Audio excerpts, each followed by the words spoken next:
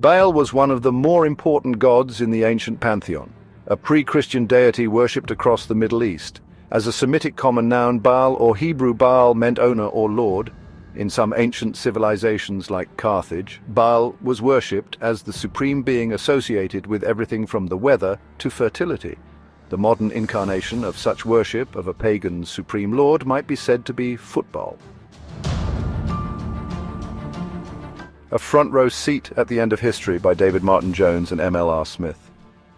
At the Baal Game, the World Cup, and the clash of civilizations. In the ancient setting of the Qatari desert in December 2022, football enjoyed its regular quadrennial celebration, with its high priest FIFA president Gianni Infantino declaring the 2022 World Cup the greatest ever. Like most creeds, football evokes a universalist, totalizing vision. FIFA's official commandment asserted football unites the world. The slogan subliminally echoed a secular Western preoccupation with an open, borderless post-Cold War world promoted relentlessly ever since Francis Fukuyama announced the end of history in 1989. The problem, however, is that this integrated world order is not dawning, and football, far from uniting the world, instead reflects its transformation into something very different, namely, a growing clash of civilizational identities. If the analogy holds, in a curious way, the month-long event in the uber-wealthy Gulf Sheikhdom merely intimated the schismatic nature of this new secular faith. It reflected and magnified the state of the post-Western world disorder and what the American political scientist Samuel Huntington presciently described in 1996 as an inexorable clash of civilizations. Huntington observed that as the West weakened economically, demographically, and territorially, compared with the challenger cultures like China, the Muslim world, Latin America, India, and Eurasia, so too would its hard and soft power. In the post-Cold War world, according to Huntington, civilizational identities would inform an evolving pattern of cohesion, disintegration, and conflict. Inhabiting a mirage of immortality, a purblind West would fail to see that this brave new world was multi-civilizational. As they acquired Western technologies and wealth, while also securing their energy and manufacturing base, different civilizations came to resent the drive to westernize their societies. Democratization was the euphemistic term for this form of westernization. It sought to persuade non-Western civilizations to accept a universal progressive agenda, where supposedly shared liberal moral values of human rights and social justice prevail. Failure to align with this progressive institutional order was to be consigned to the outer darkness of impoverished pariahdom like Afghanistan, Iraq, Cuba, Iran, and North Korea. Despite the homogenizing pretensions inherent in a universal moral order, the clash between the West and the rest was immediately evident in Doha. Western commentators drew attention to Qatar's abysmal human rights record.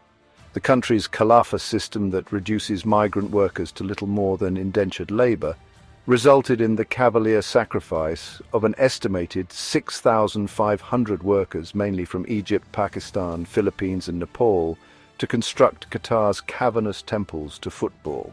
Meanwhile, woke Western football pundits questioned the Arab kleptocracy's treatment of women and the LGBTQ+ community, although only after the check for their commentating services had cleared the account of the Qatari sports channels. Burnishing their progressive credentials, the England team and 7 other Western nations committed to wearing the One Love rainbow armband. The commitment did not even survive the official kickoff. FIFA's stipulation that the display of political statements like wearing the armband would incur an automatic yellow card quickly saw off that principled commitment. The German team's crass gesture of covering their mouths in protest at being prevented from wearing the One Love armband received relentless mockery in the Qatari media.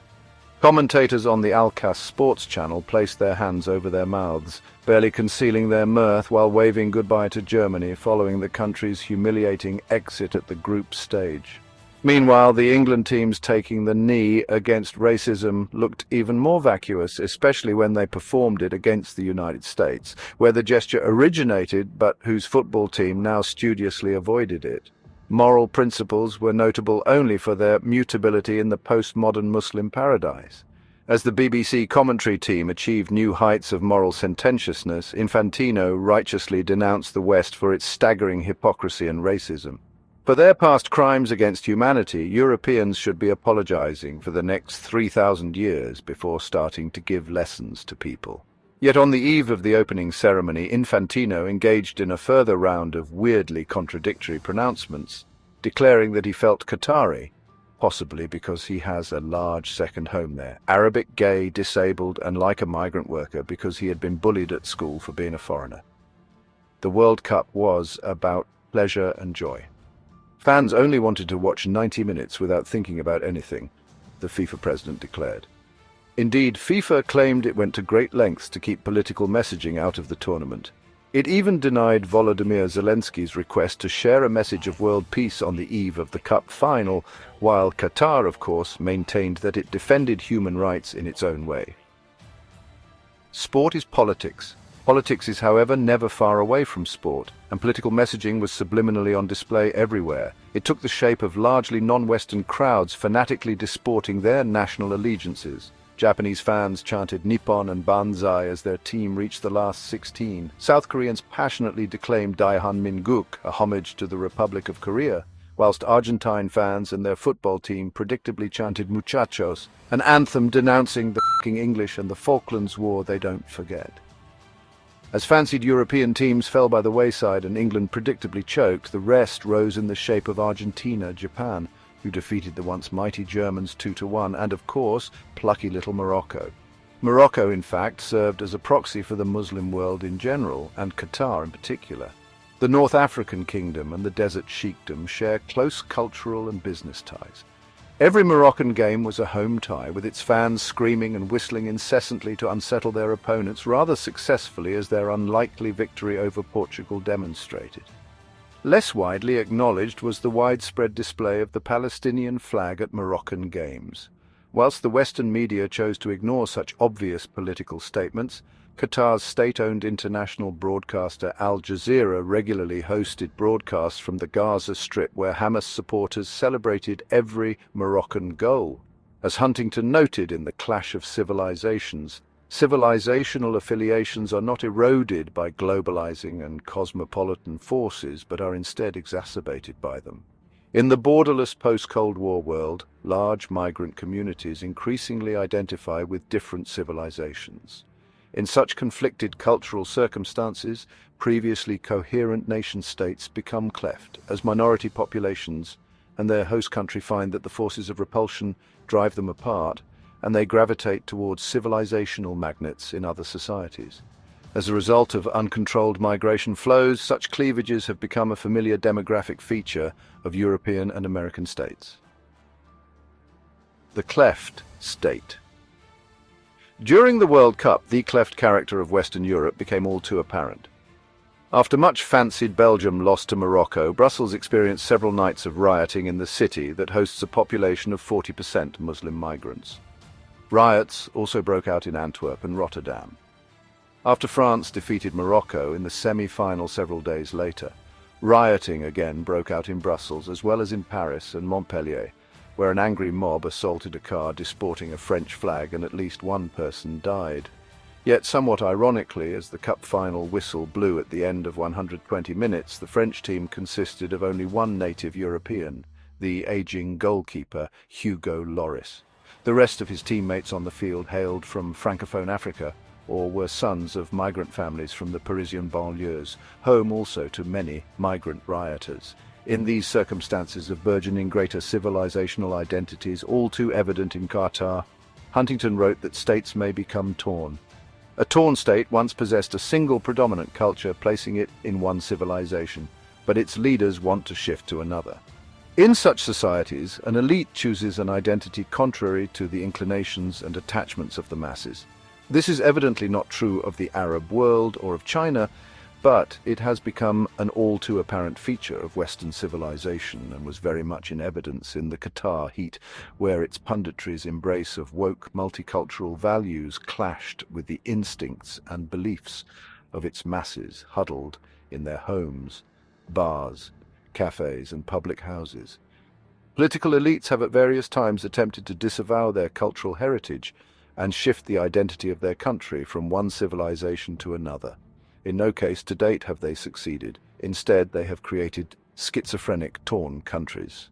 In an era of civilizational clashes, woke multiculturalism endeavors to create a country of many civilizations, which is to say a country not belonging to any civilization and lacking a cultural core. Multiculturalism at home threatens the United States and the West, Huntington observed. At the same time, universalism abroad threatens the West and the world. Both deny the uniqueness of Western culture. The global monoculturalists want to make the world like America.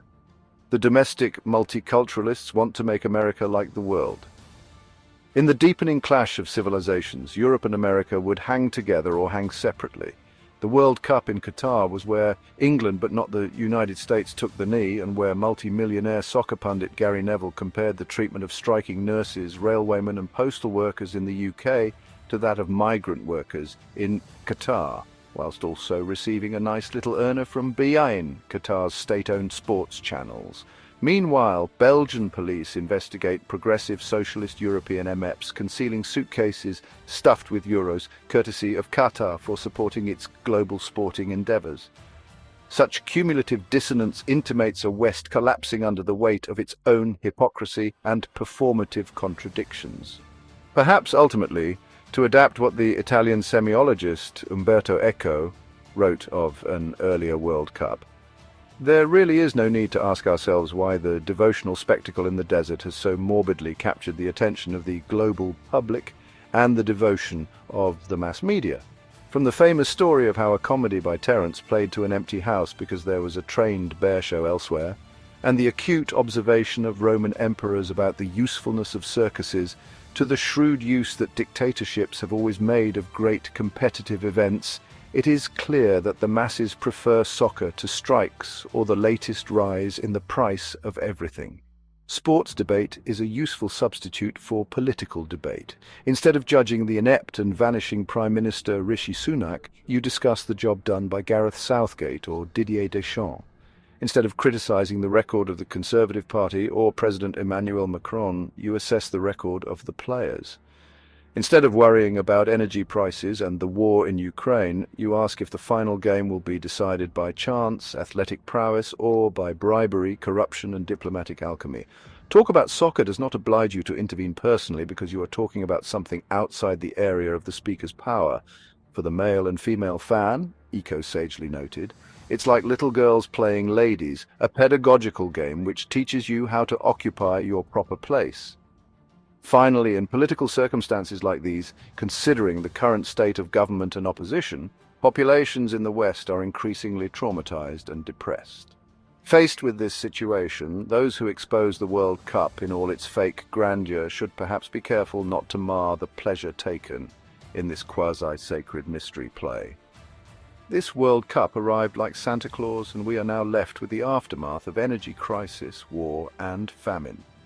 No wonder Qatar, FIFA, and its EU dependents want to expand the number of teams and hold the event every 3 years. Thank you for watching. This video is a chapter in the book, A Front Row Seat at the End of History, by authors David Martin Jones and M.L.R. Smith, and published by the Bruges Group. To view more videos in this series and more content from the Bruges Group, please subscribe to our channel. See you next time.